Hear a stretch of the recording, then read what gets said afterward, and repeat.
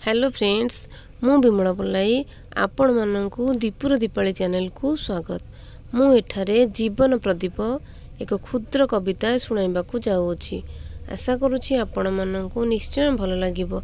जीवन प्रदीप। माटी दीप होई तुम प्रांगण रे जलुअछि आजी मुहि। केते पाप पुण्य करिली ठाकुरे हिसाब तो रखी नाही। शुणुछि तुमर नाम हे मणिमा देखुछि भकत भिड़। काले लिभिजीव दीप शिखा मोर आसुछि बतास झड़। दीप शिखा मोर लिभि आसिलाणी तुम इच्छा पूर्ण हेउ। मो दीपरु तेल सरी आसिलाणी शेष देखा महाबाहु। माटी दीप भली जीवन प्रदीप धीरे धीरे जलुअछि। बंचिबाकू मने भरी अछि आशा काल इशारा देउछि। समयर भिन्न भिन्न पर्याय रे हारिली जितिली केते।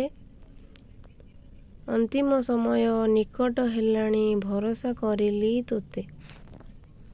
ईश्वर प्राणीर मंगल करंती साधु सन्थ कही छंती। मोर शुभाशुभ तुमको लागिला एतिकी मोर प्रणति।